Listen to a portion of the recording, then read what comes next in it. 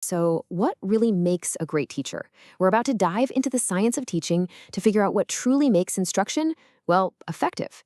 And hey, this isn't just for educators, it's for anyone who's ever tried to learn or teach anything new. You know, we've all had that one teacher we'll never forget, right? The one who just made things click. So, what's the secret sauce? Is it just charisma, pure passion, or is it some kind of magic that can't be taught? Well, according to a major review of educational research, the answer is actually pretty concrete. It boils down to 17 core principles. Now, I know what you're thinking. 17. That sounds like a huge checklist to try and manage in a classroom, right? But here's the good news, it is way, way simpler than it sounds. You don't need to go and memorize a giant list. Because all 17 of those principles, they can be organized really neatly into just three logical stages.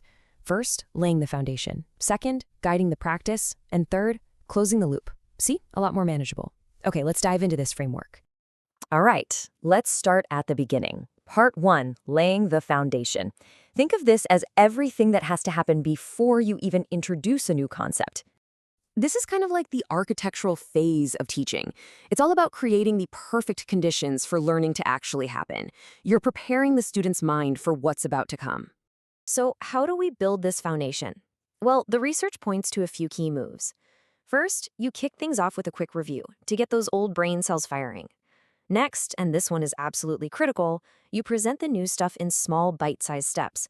You want to avoid overwhelming their working memory. And finally, you give crystal clear, detailed instructions. It's not about being fast, it's about building a really solid base for everything that's coming next. So once that foundation is laid, we can move on. Let's get into part 2, guiding the practice. If part 1 was the architect drawing up the blueprints, part 2 is the master craftsman at the workbench. This is where the teacher isn't just throwing information out there, they are actively shaping, molding, and guiding how students are interacting with the material. And how does that actually happen? It all starts by creating a super interactive environment. This means asking a ton of questions, constantly checking that people are getting it, not just the one kid in the front row. And most importantly, it means providing a high level of active practice. This brings us to this really core concept of active practice. It's that huge shift from students just sitting there, passively listening, to students getting their hands dirty and actually doing something. Think of it like this. Watching a video on how to bake a cake is passive. Actually getting in the kitchen, measuring the flour, and mixing the batter, that's active practice. You build the skill by doing, not just watching.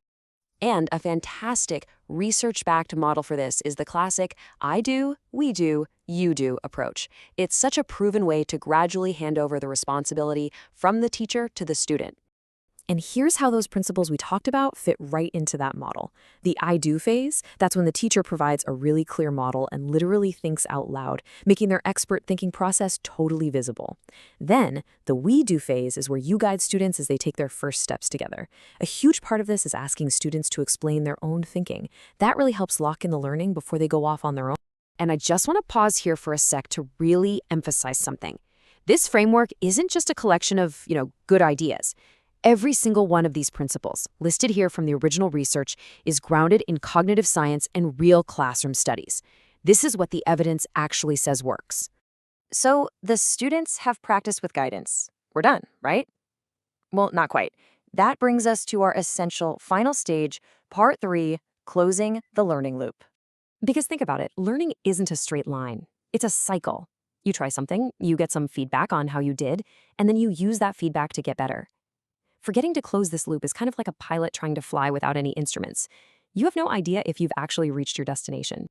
So, closing this loop means you're systematically checking the work of all your students, not just the ones with their hands up. It means giving specific, helpful feedback and corrections. A really powerful way to do this is by providing lots of different examples to show the concept from all angles. And, so important, it means being ready to reteach the material if it turns out the class didn't quite get it the first time. And all of this leads to the final 2 principles, which are all about launching students into true independence. You have to really prepare them for what independent work is going to look like, and then you watch them closely as they get started, just to catch any last-minute mistakes before they turn into bad habits. So, let's just pull it all together. Those 17 principles that seemed kind of overwhelming at first, They really just fall into 3 common sense stages. Number 1, lay the foundation by preparing for success with total clarity. 2, guide the practice by getting students actively involved in their own learning. And 3, close the loop by reinforcing all that new knowledge with constant feedback and support. So there you have it, 17 principles, simplified into one powerful framework. The question I want to leave you with is this: which one of these principles could you, or maybe a teacher you know, put into practice tomorrow to make a real difference? Thanks for tuning in.